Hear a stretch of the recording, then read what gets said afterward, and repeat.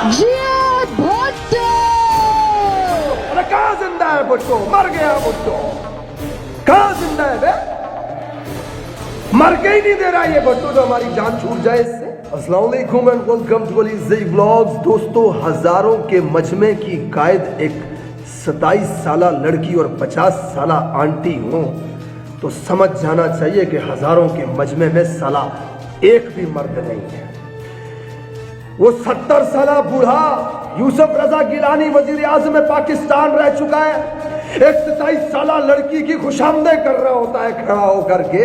अबे अजीब ज़हनी गुलामी की सी कैफियत में मुब्तला है ये लोग। अबे तुम इसके नाना के गुलाम रह चुके हो, इसकी माँ के गुलाम रह चुके हो, इसके बाप के गुलाम रह चुके हो, इसके भाई के गुलाम हो, आज इसके गुलाम हो। तुम्हारी आने वाली औलादें इनकी औलादों की भी गुलाम होंगी।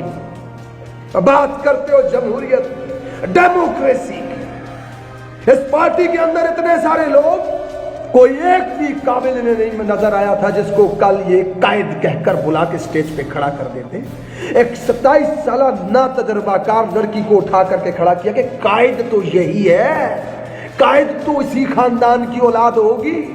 चौधरी दे चौधरी, ऐसी चौधरी दे कुत्तियां दे भी नौकर।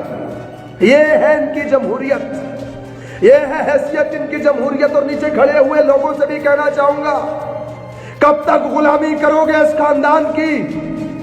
इन खानदान की और इनकी औलादों की गुलामियां कब तक करोगे?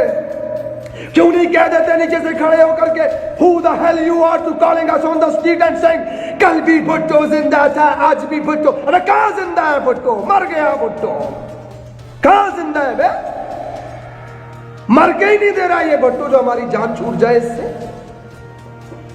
ये जमहूरियत के नाम पर अपने खानदानों को पनपने वाले लोग हैं। अपनी चोरियां बचाने के लिए गरीब मासूम अवाम का इस्तेमाल कर रहे हैं इस वक्त। पाकिस्तानियों, जब से होश संभाला है ये पिपलों के पास है मुल्क, कभी नून लीगियों के पास है। क्या उखाड़ लिया इन्होंने यार, क्या उखाड़ लिया जो फिर से आके कह रहे हैं कि हमें मुल्क दे दो।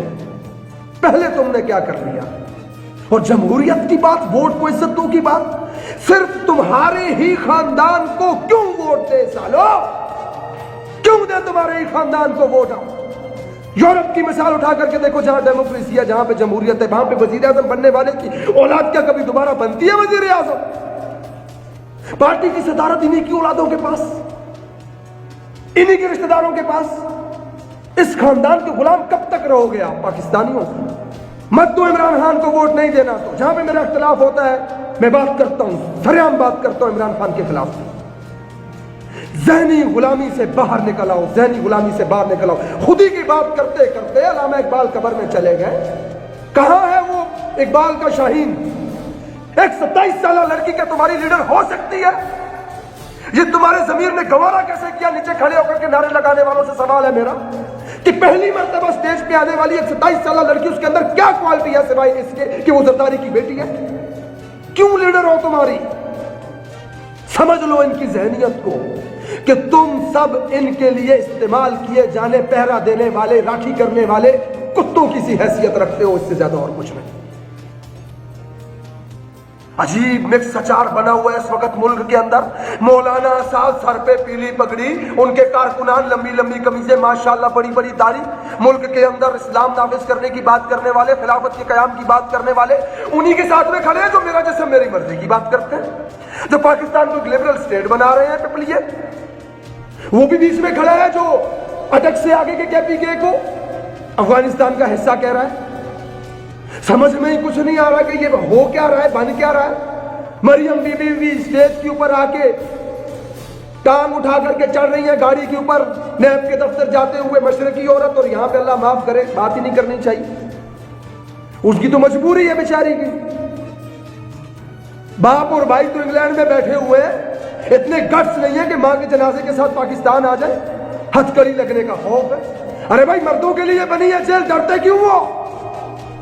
हक पे हो तो आओ, लेकिन हक पे हो तो आए ना। अरे जिस कौम में स्कूल बंद होने पर खुशियां मनाई जाए और टिकटॉक जैसा तवाइफ खाना बंद होने पर सोग मनाया जाए, तो उस कौम से फिर यही उम्मीद की जा सकती है।